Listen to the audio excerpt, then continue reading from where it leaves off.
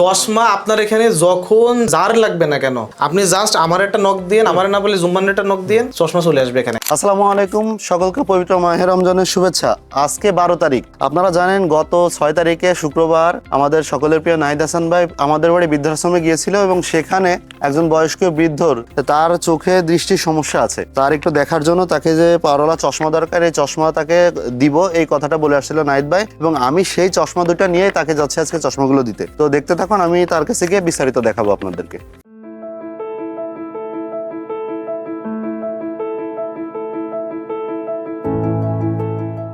জানেন তো যে মানে খারাপ কাজ যদি করা হয় কোনো বাধা আসে না, কিন্তু ভালো কাজ করতে গেলে বাধা।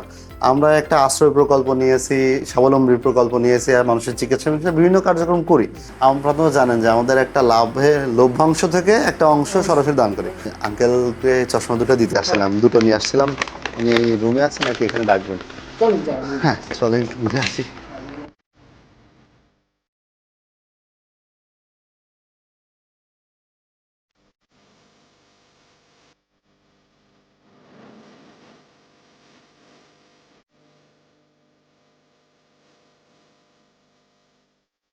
আলহামদুলিল্লাহ।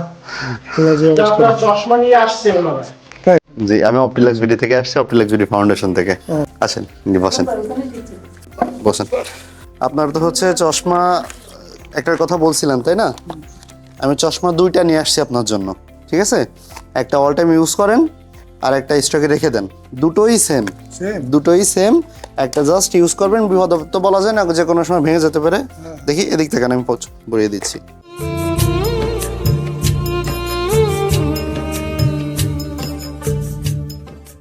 ধন্যবাদ, দোয়া করবেন ওনাদের জন্য। ওনারা এই যে বাড়ির পারে আসে আপনাকে খুঁজে এই সার্ভিস দিয়ে গেল, এটা ওনারা সেবামূলক কাজ করতেছে।